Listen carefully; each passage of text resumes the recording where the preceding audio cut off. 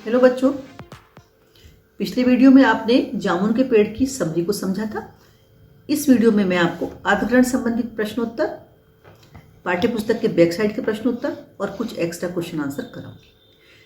उनको कराने से पहले, उनको समझने से पहले हम कृष्णचंद्र जी के बारे में थोड़ी सी बातचीत कर लेते हैं कि उनका जन्म कहाँ हुआ, उन्होंने जीवन में क्या किया, वो कैसे व्यक्ति थे। तो देखिए, कृष्णचंद्र जी का जन्म 1914 में हुआ और उनका देहांत 1977 में हुआ, यानी कि 1914 एंड 1977।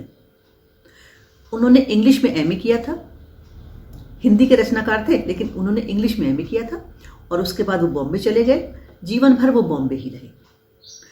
वो कहते हैं उनके बारे में कि वो प्रेमचंद की तरह के कथाकार थे, यानी कि प्रेमचंद जितने फेमस तो नहीं है वो, लेकिन उन्होंने अपनी जीविका के लिए अपने लिखने पढ़ने को, यानी कि लेखनी को, यानी कि कथाकारी को ही साधन बनाया। ये दोनों में एक समानता है। अब हम आते हैं अर्थग्रहण संबंधी प्रश्नोत्तर पर। मैं आपको पेज नंबर बताऊंगी, कहाँ से कहाँ तक है वो बताऊंगी, उसके बाद उसके प्रश्न बोलूंगी और उन प्रश्नों को मैं सॉल्व भी करूंगी। आप ध्यान से सुनिएगा। देखिए, पहला अर्थग्रहण संबंधी पैराग्राफ मैं यहाँ पर बताती हूँ। पहला है हमारा, पेज नंबर 103 से शुरू होता है। क्या मुश्किल है, माली बोला। अगर सुपरिटेंडेंट साहब हुक्म दें तो 15-20 माली चपरासी क्लर्क लगकर पेड़ के नीचे से आदमी को निकाल सकते हैं। यहाँ शुरू करेंगे और जो लास्ट लाइन है वो ये है, पेज नंबर 104 पर पहुंचेगी। इसी में आधा दिन बीत गया।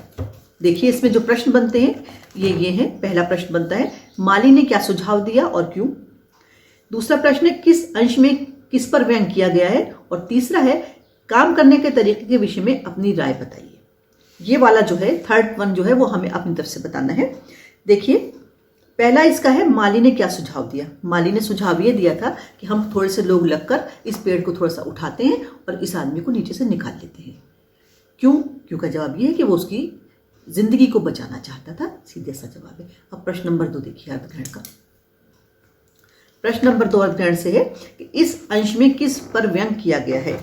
इस अंश पे काम करने की जो व्यवस्था है, जो तरीका है, उस पे व्यंग किया गया है। काम एकदम से सीधे होना चाहिए। जो स्टेप बाय स्टेप काम हो रहा है उसमें डिले होता है और डिले होने के कारण से व्यक्ति की जान परार बनी और व्यक्ति दुनिया से चला गया। तीसरा प्रश्न इसका जो मैंने बोला था उसको जरा ध्यान से देखिए आप लोग। तीसरा प्रश्न था, काम करने के तरीके के विषय में अपनी राय बताइए। आप अपनी राय बताइए, मैं अपनी राय बताती हूँ। मेरी राय ये है कि जब जो समस्या हो उसका समाधान वहीं पर तुरंत होना चाहिए।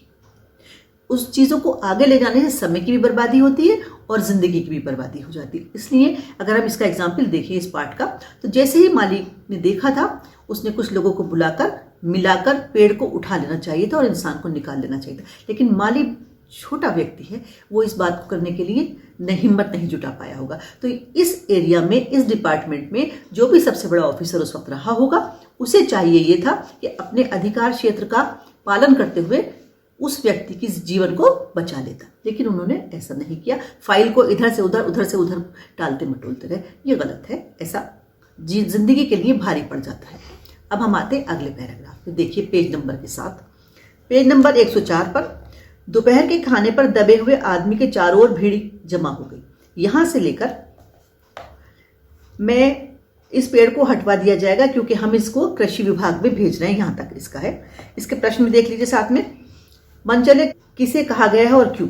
देखिए, मनचला क्लर्क उसे कहा गया है जिसने ये कहा कि कुछ भी करके इंसान को बचा लेना चाहिए। ठीक है, उसके लिए मनचला वर्ड यूज कर दिया गया, लेकिन यहाँ पर उसकी अप्रोच एकदम सही है कि कुछ भी करिए, इंसान को बचा लीजिए, उसके बाद जो होगा देखा जाएगा। इसी का दूसरा प्रश्न देखिए,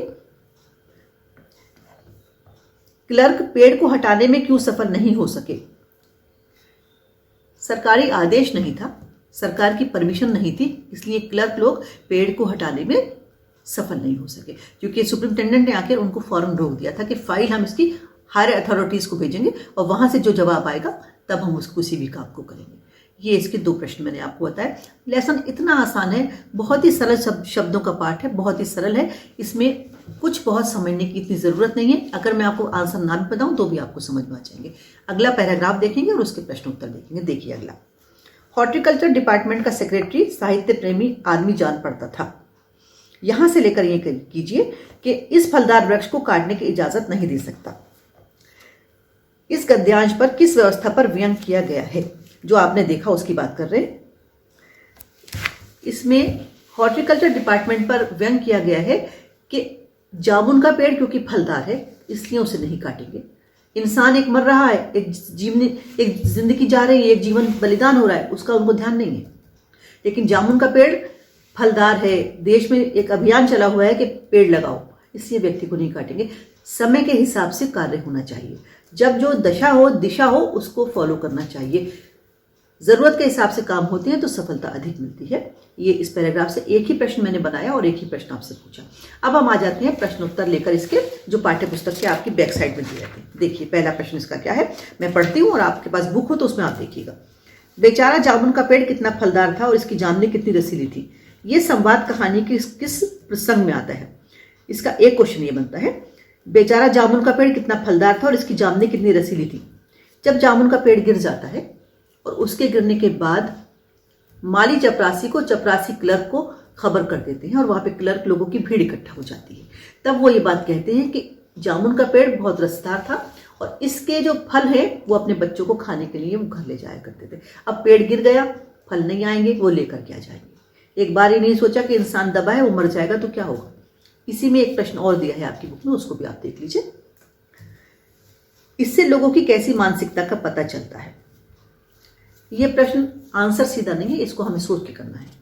इससे लोगों की संवेदन शून्यता यानी कि इमोशनलेस और दूसरों के प्रति बिल्कुल संवेदना न होने की बात का पता चलता है। सेल्फिश कितने हैं, स्वार्थी कितने हैं, ये चीजें भी इससे हमें समझ में आती हैं। हम इसको समझते हैं कि स्वार्थ के कारण व्यक्ति दूसरे के जीवन की भी परवाह नहीं करता। हमें इससे ये समझ में आता है ऐसा होने का फायदा नहीं हुआ है, ऐसे होने से जो जीवन है वो बर्बाद हो जाते हैं। दूसरों के प्रति हमें संवेदन शून्य नहीं होना चाहिए, संवेदनशील होना चाहिए। यानी कि किसी को चोट लगे तो दर्द हमें भी हल्का सा महसूस कर लेना चाहिए। पाठ्य पुस्तक का प्रश्न नंबर 2 देख लीजिए। दबा हुआ आदमी एक कवि है, यह बात कैसे पता चली? इस जानकारी की फाइल की यात्रा पर क्या असर पड़ा? दबा हुआ आदमी है, ये कैसे पता चला कि वो कवि है? देखिए, माली उसे तसल्ली दे रहा था कि भाई तुम्हारा कुछ ना कुछ हो जाएगा, तुम्हारा जीवन बच जाएगा। उसे वो खिला भी रहा था कुछ खाना और तसल्ली भी दे रहा था। एक बात और ध्यान रखिएगा पूरे पाठ में, उसको जीवन देने के लिए, शक्ति देने के लिए खिलाने पिलाने का काम सिर्फ एक आदमी ने किया, वो है माली।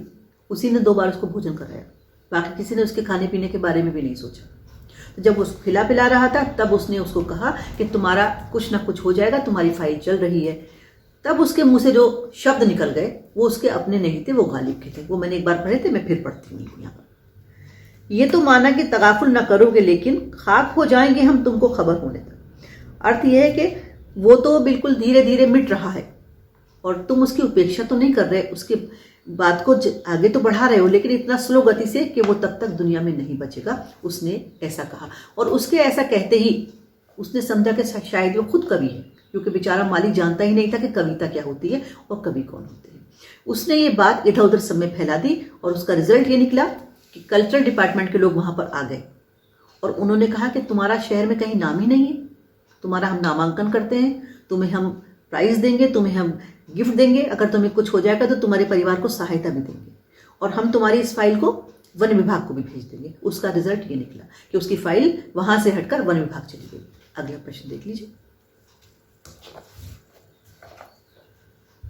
कृषि विभाग वालों ने मामले को हॉर्टिकल्चर विभाग को सौंपने के पीछे क्या तर्क किया? जो पेड़ गिरा था वो तो गिरा था व्यापार विभाग के लॉन में, लेकिन क्योंकि पेड़ था तो उन्होंने सोचा कृषि विभाग वालों को देते हैं ये सारी जिम्मेदारी कि वो पेड़ को हटाएं। दोनों के बीच में फाइल इधर से उधर घूमती रही, टहलती रही। उसके बाद उन्होंने सोचा ये कि क्या ही अच्छा हो, इसको जो फाइल है उसको हॉर्टिकल्चर डिपार्टमेंट दे दी जाए, क्योंकि जामुन का पेड़ फलदार है, रसीला है और इसका संबंध उसी डिपार्टमेंट से है। तो फाइल उन्होंने वहां भिजवा दी। उसका परिणाम ये निकला कि उन्होंने कह दिया कि वो पेड़ को नहीं काटेंगे, क्योंकि पेड़ काटना गलत है। देश में तो पेड़ लगाओ आंदोलन चला हुआ है और ऐसे में वो पेड़ काटे, वो भी जामुन का पेड़, वो भी रसदार फल का पेड़, नहीं, ऐसा नहीं होगा। इसका ये रिजल्ट निकला। कहने का अर्थ ये है कि अगर शुरू में ही ये फाइल डिसाइड कर दी जाती, फाइल शुरू में ही ये बात पता चल जाती फाइल से कि कहाँ पर इसको होना है, कहाँ पर इस पेड़ की काट छाट होनी है तो ये समय अधिक न लगता चला जाता, इधर से उधर फाइल जाने में समय बढ़ता चला गया और व्यक्ति की जिंदगी पर खतरा अधिक मंडराने लगा। ये इस प्रश्न का उत्तर बनता है। अगला प्रश्न देख लीजिए जरा सा। इस पाठ में सरकार के किन विभागों की चर्चा की गई है और पाठ से उनके कार्यों के बारे में क्या अंदाजा मिलता है। सबसे पहले आता है व्यापार विभाग, जहां पर पेड़ गिरा था। इसका संबंध देश में होने वाले व्यापार से है। दूसरा आता है कृषि विभाग, इसका कार्य खेती बाड़ी से संबंधित है। तीसरा आता है हॉर्टिकल्चर विभाग, इसका विभाग बाग बगीचों की रखरखाव से है और पेड़ पौधों से है और फल से। तीसरा, इसके बाद आता है मेडिकल, ये तो जानते हैं मेडिकल विभाग स्वास्थ्य के लिए है, ये दवाई चिकित्सा आदि से संबंधित है। कल्चर विभाग इसके बाद आया, इनका संबंध कला और साहित्य से है। इसके बाद वन विभाग आया, ये जंगल और पेड़ों से और वनस्पति से संबंध रखते हैं। विदेश विभाग इसके लास्ट में आता है, इसका कार्य विदेशी राज्यों से अच्छे संबंध बनाना होता है। तो पाठ के बहुत जगह संवेदन शून्यता आई है और बहुत जगह संवेदना भी दिखाई देती है, यानी कि इमोशनलेस भी कोई व्यक्ति है और इमोशनली स्ट्रॉन्ग भी कोई व्यक्ति है। ये दोनों चीजें आती हैं। इस तरह से ये आपके पाठ्य पुस्तक के प्रश्नोत्तर हो गए। आपको मैंने पाठ के प्रश्नोत्तर बता दिए। अब आप ऐसा कीजिएगा, अर्थगैड भी मैंने फॉर एग्जाम्पल समझा दिया आपको। अब आपको ऐसा करना है कि पूरे पाठ का एक एक पेज से लघु प्रश्न निकालने हैं। इस तरह से आपको ये पाठ याद भी हो जाएगा, उसका रिवीजन भी हो जाएगा और अर्थगैड जितना भी और बनता है वो आपको समझ में आ जाएगा। उसके लिए ये करिएगा, एक पेज पर जहां आपको लगे लाइन बहुत इंपॉर्टेंट है उसके साथ उससे प्रश्न बनाकर लिख दीजिएगा और आंसर को अंडरलाइन कर दीजिएगा एक एरो लगाकर, ताकि आपको याद रहे कि ये जो प्रश्न लिखा है उसका जो उत्तर है वो इस लाइन में है। मैं उम्मीद करती हूँ आपको ये पाठ समझ में आ गया होगा। इसको पसंद कीजिएगा, लाइक कीजिएगा, शेयर कीजिएगा, सब्सक्राइब कीजिएगा और बेल आइकन दबाना ना भूलिएगा। Thank you.